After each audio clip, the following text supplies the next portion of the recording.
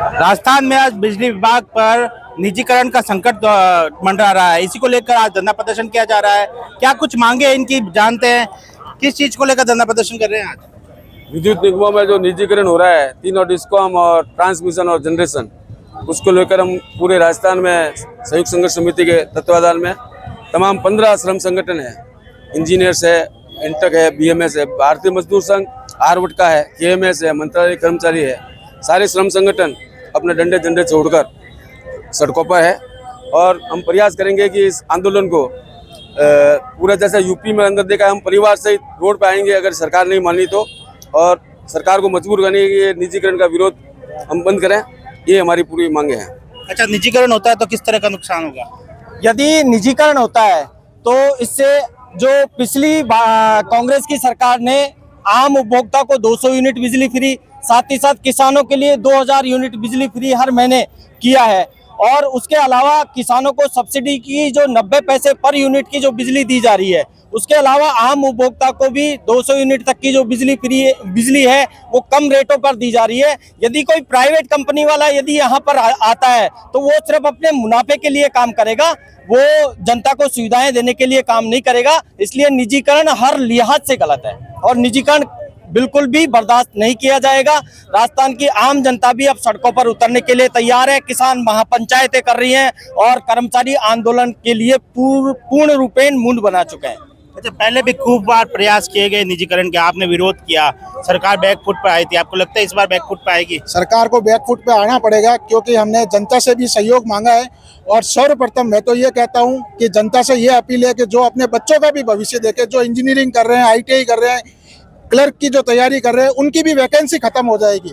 तो हम तो जनता से भी अपील कर रहे हैं और हम लोग सभी एकजुट है, सारी यूनियन एकजुट है, और सरकार को, चाहे राजस्थान की सरकार हो चाहे देश की सरकार हो, दोनों को चेताना चाहते हैं, नहीं तो हम दिल्ली कूच करेंगे।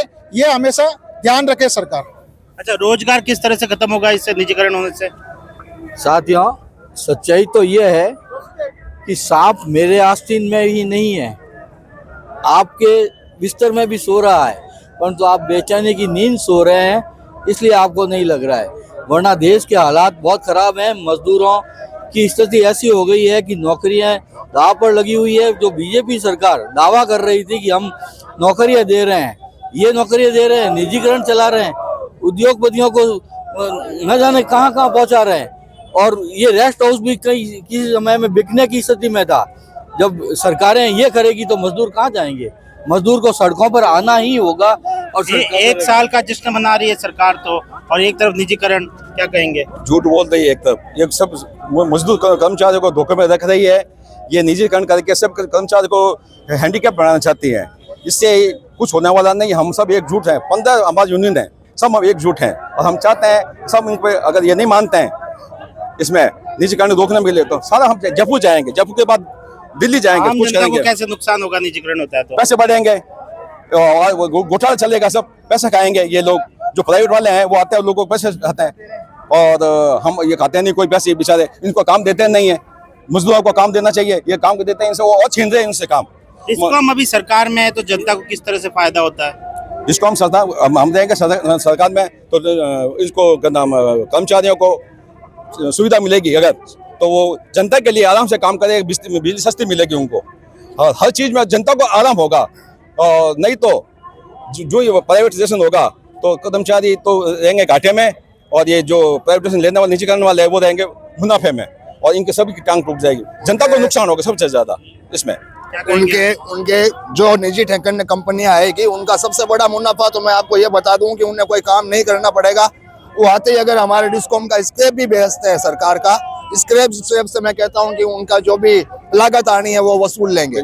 तो मैं सबसे बड़ी बात आपके माध्यम से सरकार को ये चेताना चाहता हूं कि ये हमारे जनता की जो ये तंत्र है, इनको ना बेचें। हमारे पास में इतना स्क्रैप पड़ा हुआ है कि आज आप पूरे डिस्कॉम का घाटा उतार सकते हैं, लेकिन सरकार घाटा उतारने की तरफ ध्यान नहीं दे रही है, सिर्फ और सिर्फ हर तंत्र का निजीकरण करने पर तुली है।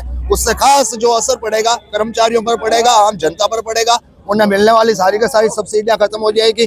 कृषि कनेक्शन के लिए जो किसान जो अपनी आजीविका चलाते हैं कृषि कनेक्शन से, वो सारे पूर्णतया बंद हो जाएंगे और रेटें आसमान छूने लगेगी। जैसा रिलायंस जियो ने किया, देखिए आप देख सकते हैं किस तरह से जो है डिस्कॉम के कर्मचारी विरोध कर रहे हैं। इनका कहना है सिर्फ इनको ही नुकसान नहीं होगा, जनता को भी बिजली के दरों में बढ़ोतरी होगी और उनको भी नुकसान होगा। सुमित देवड़ा